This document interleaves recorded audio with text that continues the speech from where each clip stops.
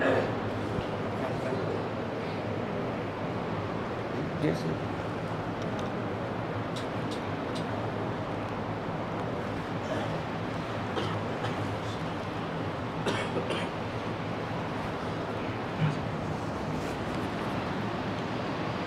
الحمد لله نحمده ونستعينه ونستغفره ونعوذ بالله من شرور أنفسنا وسيئات أعمالنا من يهده الله فلا مضل له ومن يضلل فلا هادي له أشهد أن لا إله إلا الله وحده لا شريك له وأشهد أن محمدا عبده ورسوله يا أيها الذين آمنوا اتقوا الله حق تقاته ولا تموتن إلا وأنتم مسلمون يا أيها الناس اتقوا ربكم الذي خلقكم من نفس واحدة وخلق منها زوجها وبث منهما رجالا كثيرا ونساء واتقوا الله الذي تساءلون به والأرحام إن الله كان عليكم رقيبا يا أيها الذين آمنوا اتقوا الله وقولوا قولا سديدا يصلح لكم أعمالكم ويغفر لكم ذنوبكم ومن يطيع الله ورسوله فقد فاز فوزا عظيما أما بعد فإن خير الحديث كتاب الله وخير الهدي هدي محمد صلى الله عليه وسلم وشر الأمور محدثاتها وكل محدثة بدعة وكل بدعة ضلالة وكل ضلالة في النار. حاضرین جمعہ اور پردہ نشین خواتین اسلام، آج شمسی اعتبار سے اگست کی 13 تاریخ ہے اور 2 دن کے بعد ملکی سطح پر سبھی لوگ جشن آزادی مناتے ہیں. مجھے اسی مناسبت سے آج کے اس خطبہ جمعہ میں 2 باتیں رکھنی ہیں. پہلی بات یہ ہے کہ بحیثیت مسلمان جہاں ہم یہ جانتے ہیں یا سمجھتے ہیں، معلوم کرتے ہیں کہ اللہ سبحانہ و تعالیٰ پر ایمان کیسے ہونا چاہیے، نمازیں کیسی ہونی چاہیے، معاملات کیسے ہونے چاہیے، وہیں بھی یہ جاننا چاہیے کہ وطن سے محبت کا اسلامی معیار کیا ہے. اللہ سبحانہ و تعالیٰ جو اس دنیا میں انسان کو بسائے ہیں، اللہ تعالیٰ نے انسان کی فطرت میں بہت ساری محبتیں رکھی ہیں. جیسے انسان اپنی بیوی سے، اپنے ماں باپ سے، اپنی اولاد سے، مال سے، بہت ساری اور اچھائیوں سے انسان محبت کرتا ہے. اپنے وطن سے بھی، اپنے ملک سے، اپنے صوبے سے، اپنی گلی سے محبت کرتا ہے دوسری گلی کے مقابل. یہ اللہ سبحانہ و تعالیٰ نے انسان کی فطرت میں رکھا ہے. اس کو ثابت کرنے کی ضرورت نہیں ہوتی ہے. ہر انسان جہاں پیدا ہوتا ہے اس علاقے سے اس کی محبت فطری ہے. اللہ کے رسول صلی اللہ علیہ وسلم ہر باب میں جہاں ہمارے لیے نمونہ ہیں، آپ علیہ السلام اس وطنی محبت میں بھی ہمارے لیے نمونہ ہیں. اللہ کے رسول صلی اللہ علیہ وسلم کی جو مکے سے محبت تھی یا پھر ہجرت کرنے کے بعد مدینے سے جو محبت تھی، اہل علم تو یہی بتاتے ہیں کہ وہ ایمانی محبت ہے. مکے سے جو محبت ہے، مدینے سے جو محبت ہے، یا آج مسلمان جو محبت کرتا ہے، ایک ایمانی محبت ہے. لیکن ایمانی محبت کے ساتھ ساتھ اہل علم نے اللہ کے رسول کی اس محبت کو بنیاد بنا کر وطن کی محبت بھی ثابت کی ہے. آپ دیکھو، امام ابو عیسیٰ الترمذی رحمہ اللہ اپنی السنن کی ابواب المناقب، جو سب سے آخری کتاب ہے سنن ترمذی کی، اس میں ایک حدیث مبارکہ لائے ہیں اور باب قائم کیا ہے، باب فضل مکہ، مکے کی فضیلت بتانے کے لیے. اللہ کے رسول صلی اللہ علیہ وسلم جب مکے سے آپ کو نکالا گیا اور آپ ہجرت کر کے مدینہ جا رہے تھے، تو آپ صلی اللہ علیہ وسلم نے مکے کو دیکھ کر، یعنی کعبۃ اللہ کی طرف رخ کر کے آپ نے کہا تھا کہ ما اطیبک من بلد واحبک الی، یعنی تجھ سے زیادہ، مکے سے خطاب کرتے ہوئے کہا، تجھ سے زیادہ پاکیزہ اور تجھ سے زیادہ عمدہ اور تجھ سے زیادہ محبوب علاقہ میرے لیے کوئی نہیں. یہ آپ علیہ السلام جب مکے سے مدینے کو جا رہے تھے، آپ مکے میں 53 سال تھے، چھوٹی موٹی عمر نہیں. تصور کر کے دیکھیں آپ، اگر کوئی اس علاقے کا ہو اور اس کی عمر جو ہے 55-60 سال ہو رہی ہو، تو اندازہ لگائیے اس کی محبت کیسے ہوگی اس علاقے سے. 53 سال شمار کیجئے ایک ایک کر کے. 53 سال کی عمر میں جب اللہ کے رسول وہاں سے نکلے تو آپ نے یہ کہا ما اطیبکی من بلدین واحبکی الی، کہا کہ ولولا ان قومی اخرجونی ما سکنت غیرک، اگر میری قوم مجھے یہاں سے نہ نکالتی تو میں تیرے اس علاقے کے علاوہ کہیں اور سکونت اختیار نہ کرتا۔ یہ جذبات اللہ کے رسول کی ہم آپ کو سنا رہے ہیں، اس گہرائی سے کیسے سنا سکتے ہیں بتائیے؟ یہ حدیث سندن صحیح ہے، شیخ البانی رحمہ اللہ نے صحیح کہا ہے اس حدیث کو۔ اس حدیث کی روشنی میں اہل علم نے جہاں یہ بتائے ہیں کہ مکے سے محبت ایمان کا تقاضا ہے، وہیں پر یہ ہے کہ ایک علاقے سے محبت جہاں جو انسان رہتا ہے وہ فطری ہے، وہ اس کو ثابت کرنے کے لیے کوئی دلیل نہیں دی جاتی۔ یہ سوال ہی غلط ہے کہ کسی بھی شخص کو اس کے وطن سے محبت سے متعلق کوئی ثبوت مانگا جائے، یہ فطری چیز ہے۔ آپ علیہ الصلوۃ والسلام جب مکے سے مدینے کو چلے گئے، ایک حدیث آتی ہے متفق علیہ، سب کے علم میں یہ حدیثیں عام حدیثیں ہیں، صحیح بخاری میں تو کئی جگہ پر ہیں، کتاب فضائل المدینہ جو کتاب الحج کے بعد ہے، آپ اس میں دیکھو، صحیح مسلم کی کتاب الحج میں حدیث ہے۔ ام المؤمنین عائشہ رضی اللہ عنہا کہتی ہے کہ جب اللہ کے رسول مکے سے مدینے کو آئے تو جو مکے کی محبت جو آپ کو تڑپا رہی تھی اور مدینے میں آپ نے جہاں سکونت اختیار کی تو کتنی وفاداری آپ نے بتائی، دیکھی اس علاقے سے محبت کا مکمل ثبوت دیا آپ نے جب آپ مدینہ چلے گئے۔ آپ نے مکے کی محبت غالبانے نہیں دی، اب آپ کا یہ شہر ہے، یہ وطن ہے، تو آپ نے اس وطن کی محبت کی قربانی کو پورے خلوص سے بتایا۔ اللہ کے رسول نے اللہ سے دعا کی اللہم حبب الینا المدینہ کما حببت الینا مکہ او اشد، اے اللہ ہمارے دل میں مدینے کی محبت ڈال دے، اتنی محبت جتنی کہ مکے کی میرے دل میں ہے، بلکہ اتنا ہی نہیں، اس سے بھی زیادہ محبت، مکے سے زیادہ محبت، اس کی محبت ڈال دے میرے دل میں، کیونکہ اب یہ میرا وطن ہے۔ آپ علیہ الصلوۃ والسلام نے پھر دعا کی اللہم بارک لنا فی صاعنا و مدنا، ہمارے سا اور مد میں برکت عطا فرما۔ یہ حدیث صرف اس پہلو سے سمجھنے کے لیے نہیں ہے کہ اس سے مکہ اور مدینہ کی فضیلت ثابت ہوتی ہے، وہ تو ہے، اس سے اہل علم نے یہ بھی ثابت کیا کہ وطن سے محبت بھی ایک محبت ہے جو فطری محبت ہے۔ آپ دیکھو مثال کے طور پر امام ابو عبداللہ الذہبی رحمہ اللہ، ہماری 1400 سالہ تاریخ کی نامور شخصیات میں سے، آپ نے کتاب لکھی سیر اعلام النبلاء، اس میں آپ نے صحابہ، تابعین، علماء، فقہاء، محدثین، نحات، بہت سارے امراء، حکمران، ادباء، شعراء، سب کا ترجمہ حیات لکھا آپ نے۔ ایک صاحب ہیں جو علمی دنیا میں القرمیسینی سے معروف ہے، ابو اسحاق القرمیسینی۔ ابو اسحاق القرمیسینی 34 صدی ہجری کے ہیں، 337 ہجری سن وفات ہے، 330 پر 7 ہجری سن وفات ہے آپ کا۔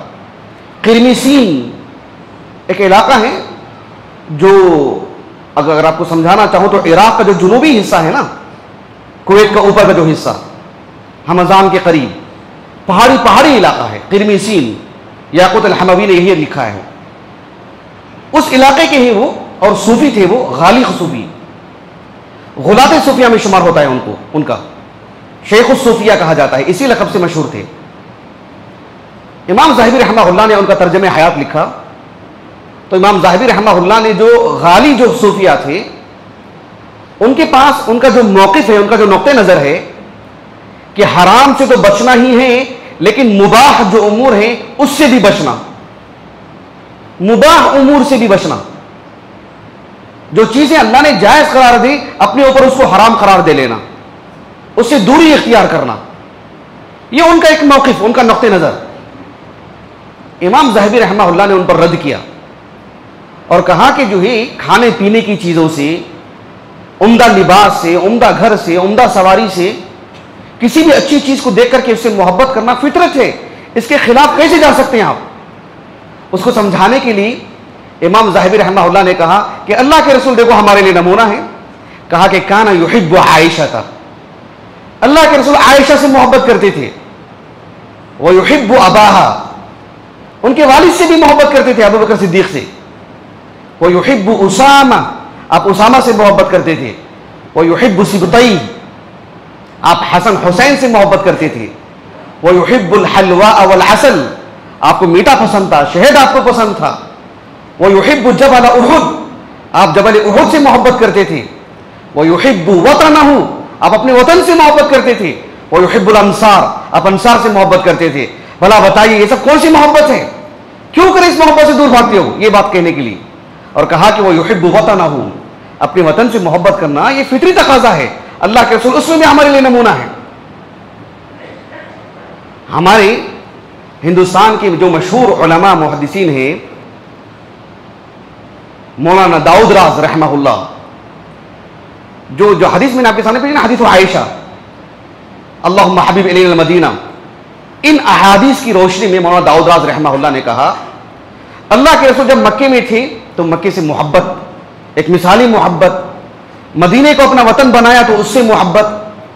مولانا داؤد راز رحمہ اللہ نے کہا کہ اللہ کے رسول صلی اللہ علیہ وسلم کی اقتداء میں مسلمان جس علاقے میں بھی گئے، جن علاقوں کو بھی فتح کیا، جہاں بھی انہوں نے سکونت اختیار کی، ان جگہوں کو آباد کیا، ان جگہوں کی سالمیت کی فکر کی، اس میں ہر طرح کی بہتری لے کر کے شہریں آباد کی، گلیاں بنائیں، اور ہر طرح کی عمدگی لے کر آنے کی کوشش کی۔ بحیثیت ایک باشندہ کسی علاقے میں کوئی اپنی طرف سے فساد کوئی انہوں نے قائم نہیں کیا۔ یہ مسلمانوں کی تاریخ کی بات انہوں نے کی، مولانا داؤد راز رحمہ اللہ نے۔ پیدا ہوئے کہیں اور جا کر کے سکونت اختیار کر لی اور اسی کو اپنا علاقہ بنا لیا، اسی سے اپنی پوری محبت۔ تو یہ بڑی اہم چیز ہے۔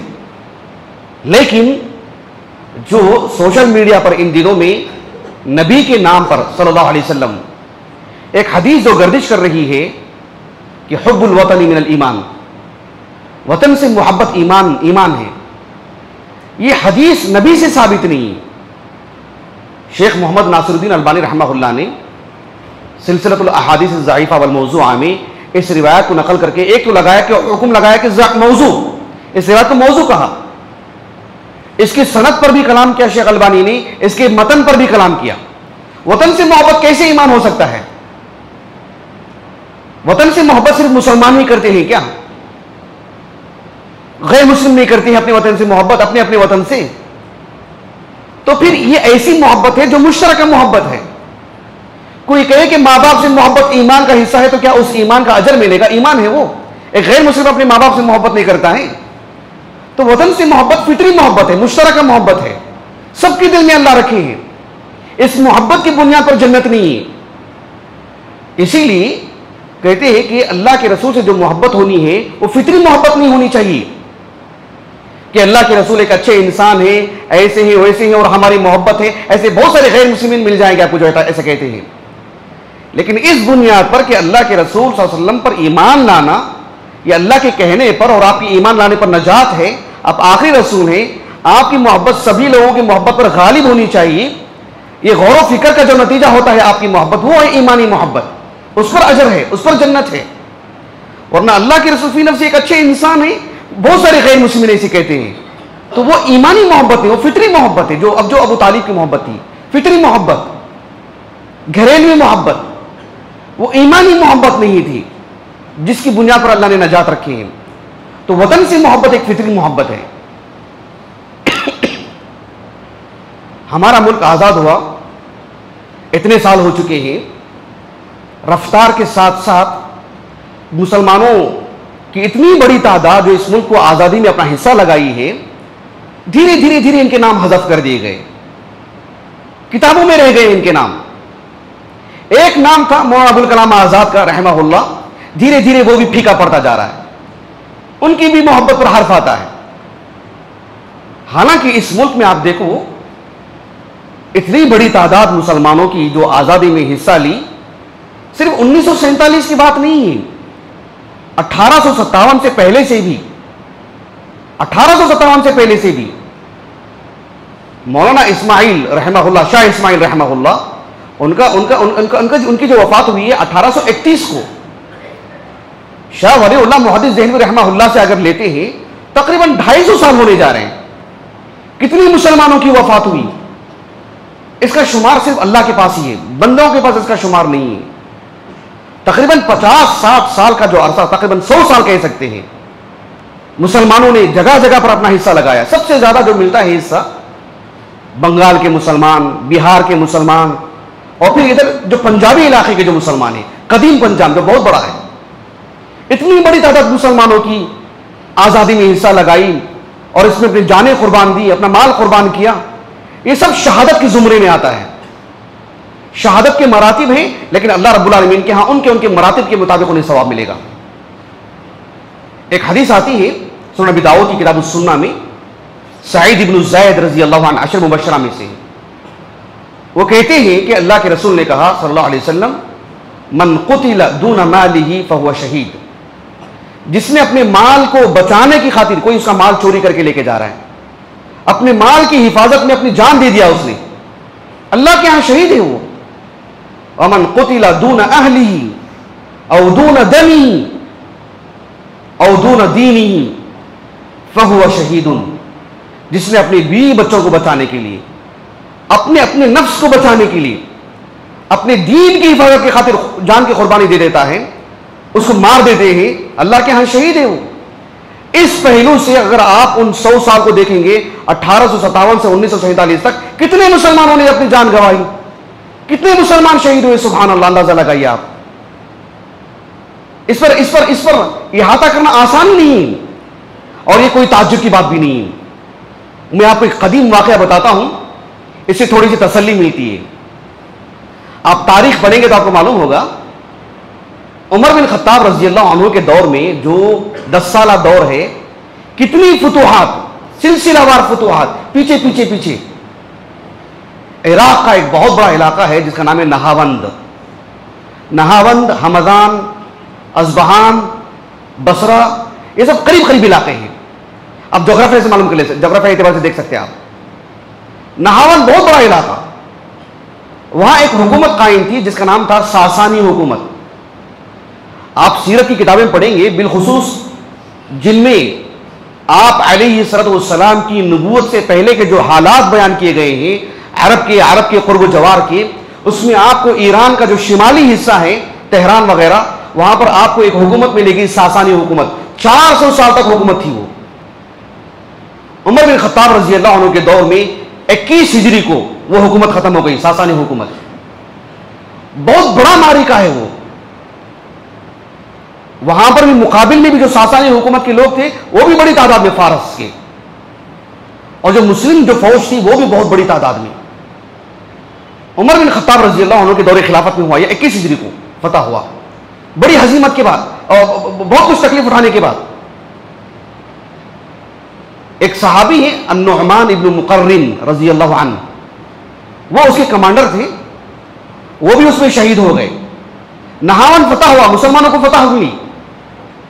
اب جب ساری چیزوں کی خبر دینے کے لیے وہاں سے ایک صاحب کو بھیجا گیا عمر بن خطاب کے پاس، جن کا نام تھا السائب ابن الاقرع. السائب ابن الاقرع، امام محمد ابن جریر الطبری رحمہ اللہ، ان کی جو کتاب ہے تاریخ کی، تاریخ الامم والملوک، اس میں 21 ہجری کے جو حالات ہیں اس میں اپنی سند سے آپ نے اس واقعے کو نقل کیا ہے، اور یہ واقعہ سندن صحیح ہے. تاریخ تبری بہت بڑی کتاب ہے، اس میں بہت ساری ضعیف روایات بھی ہیں، اس کو بھی الگ کیا گیا. تاریخ تبری کو صحیح تاریخ تبری، ضعیف تاریخ تبری. جو صحیح تاریخ تبری ہے اسی میں یہ واقعہ جو میں آپ کو سنا رہا ہوں. حافظ ابن کثیر رحمہ اللہ نے بھی البدایہ والنہایہ میں 21 ہجری کے جو حالات ہیں اس میں اس واقعے کو ذکر کیے ہیں، اور تاریخ تبری کے حوالے سے ذکر کیے ہیں، اور واقعہ سندن صحیح ہے جو میں آپ کو بتانے جا رہا ہوں. السائب ابن الاقرع وہ آئے عمر بن خطاب کے پاس رضی اللہ عنہ، اور اس پوری معرکے کی خبر دی شروع سے لے کر آخر تک. اس میں عمر بن خطاب رضی اللہ عنہ نے پوچھا کہ کون کون اس میں جو ہے مطلب وفات پائے ہیں اس معرکے میں. تو انہوں نے جو جواب دیا وہ بڑا دلچسپ جواب تھا. ایک تو آپ نے کہا کہ اس میں اس کے جو امیر ہے اس لشکر کے النعمان ابن مقرن رضی اللہ عنہ، وہ بھی شہید ہو گئے. اس لیے کہ ابوبکر صدیق کے دور میں، عمر بن خطاب کے دور میں، عثمان بن عفان کے دور میں جتنے بھی بڑے عہدے تھے اس میں سب صحابہ ہی رہتے تھے. ابن حجر رحمہ اللہ نے لکھا ہے فتح الباری میں کتاب الجزیہ میں کہ جتنے بھی بڑے عہدے تھے سب میں صحابہ ہی کو رکھا کرتے تھے وہ. کہا کہ النعمان ابن مقرن رضی اللہ عنہ، کہا کہ وہ بھی ایسے وفات پا گئے، اور وہ نام گنوانے لگے، کہا کہ فلان و فلان و فلان لأعیان الناس و اشرافہم۔ عمر بن خطاب رضی اللہ عنہ جن جن کو جانتے تھے نا، ان سب کے نام بولنے لگے کہ جو صحابہ ہیں یا وہ معروف رجال ہیں، وہ معروف سپاہی ہیں، نام بنام لے کر کے۔ اس کے بعد کہا کہ وآخرون من افناد الناس لا يعرفهم امیر المؤمنین۔ سبحان اللہ۔ انہوں نے کہا کہ کچھ ایسے بڑی تعداد ہے مسلمانوں کی جو اس فوج میں تھے، اور وہ بھی جو ہے مطلب مقتول ہوئے، انہیں بھی قتل کر دیا گیا۔ لا يعرفهم امیر المؤمنین، امیر المؤمنین کو پتہ ہی نہیں کہ وہ کون کون ہے، آپ نہیں جانتے، ہم بولیں گے تو بھی نہیں جانتے، آپ نہیں جانتے، وہ بھی ایک چیز ہے۔ تاریخ طبری میں یہ بھی الفاظ ہیں کہ ما اصیب بعدہ من رجل یعرف وجہہ، کئی ایسے لوگوں کو ایسے زخم آئے ہیں چہرے پر کہ چہروں سے پہچانے بھی نہیں جا رہے کہ وہ کون ہیں، ہم بھی نہیں جانتے ہیں۔ اور ایسی بڑی تعداد ہمارے پاس لکھی ہوئی تو ہے وہ کون کون ہے، لیکن اگر ہم آپ کو نام بولیں تو امیر المؤمنین ان سے واقف نہیں ہے۔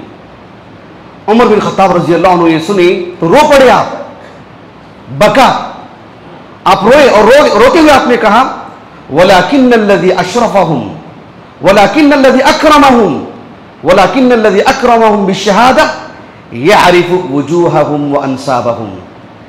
اللہ کی ذات جس نے ان اتنی بڑی تعداد کو جو شہادت سے نوازا ہے، شہادت کا موقع عطا کیا ہے، انہیں شہید بنایا ہے، لیکن الذی اکرمہم بالشہادہ یعرف وجوہہم وانسابہم، ان کے چہروں سے بھی اللہ واقف ہے، ان کے نام نسب سے بھی اللہ واقف ہے۔ وما یصنعون بمعرفت عمر، اتنے سارے تو شہداء ہیں، عمر ان کو نہیں جانتے ہیں تو کیا بنے گی ان کی، ان کو کیا فرق پڑے گا اس کا، یا عمر جان لینے سے کیا ہوگا ان کا، عمر نہیں جانتے ہیں، لیکن اللہ تو جانتا ہے ان کو، ان کے چہروں کو اللہ جانتے ہیں، ان کے نام نسب کو اللہ جانتے ہیں۔ کتنی ایمان افروز بات کہی عمر بن خطاب نے رضی اللہ عنہ، سبحان اللہ، کتنا حوصلہ ملتا ہے اس سے۔ ایسے میں یہ تو اس وقت کی بات ہے، عمر بن خطاب خلیفہ ہیں رضی اللہ عنہ، مسلم حکومت ہے، فتوحات کا دور ہے، وہاں یہ بات ہے، یہ تو اس ملک میں تو جانتے بوجھتے بھی نام مٹائے جا رہے، تو کیا فرق پڑنے والا ہے اس سے۔ ہم بھی یہی کہیں گے جو عمر نے کہا رضی اللہ عنہ، لیکن الذی اکرمہم بالشہادہ یعرف وجوہہم وانسابہم، اللہ تعالیٰ ان کے چہروں سے، ان کے نام نسب سے واقف ہے، اس کے مطابق اللہ تعالیٰ انہیں قیامت کے دن حشر کے میدان میں اٹھائیں گے، اس کے مطابق اللہ تعالیٰ انہیں اجر دیں گے، اس کے اعتبار سے اللہ تعالیٰ انہیں رتبہ دیں گے۔ تو ہمارے اس ملک میں مسلمانوں کی جو قربانیاں رہی ہیں آزادی کو لے کر کے، یہ بہت واضح، غیر مسلمین میں جو منصف پسند ہیں آج بھی ان کا بھی اقرار ہے، ان کا بھی اعتراف ہے، ان کے اعتراف سے، ان کے انکار سے بھی کوئی فرق پڑنے والا نہیں۔ ہمارے علم میں ہے، ہم جانتے ہیں کہ لاکھوں کی تعداد میں مسلمان شہید ہوئے، اس معرکے میں شریک رہے، لیکن ہم نام بنام بول سکتے ہیں ان کے، ہم واقف ہیں ان کی سیرتوں سے؟ بالکل بھی نہیں۔ جن کے نام جو ہے کتابوں میں مندرج ہوئے، علماء صادقور وغیرہ، حروف تہجی کے اعتبار سے جن کے نام لائے گئے ہیں، وہ اس کے مقابلے میں تو کچھ بھی نہیں جو حقیقی تعداد ہے۔ ایسے میں اللہ سبحانہ و تعالیٰ نے اللہ کے ہاں ان کے نام ہے، اللہ انہیں اجر دیں گے۔ اس سے ہمارے حوصلے پست نہیں ہونے چاہیے، اس سے ہمارے عزائم میں مطلب جو ہے کسی طرح کا کوئی خلل نہیں آنا چاہیے۔ اللہ سبحانہ و تعالیٰ سے دعا ہے کہ اللہ رب العالمین ہمارے اس ملک میں جو بھائی چارگی ہے، جو سالمیت ہے، جو امن ہے، اللہ اسے باقی رکھے۔ اللہ سبحانہ و تعالیٰ اس بھائی چارگی کو، اس سالمیت کو، اس امن کو اور اس اچھے ماحول کو، جو لوگ بھی اس میں نقص لے کر آتے ہیں یا خلل ڈالتے ہیں، اللہ سبحانہ و تعالیٰ ان کے ساتھ ان کے حساب سے معاملہ فرمائے۔ وآخر دعوانا الحمدللہ رب العالمین۔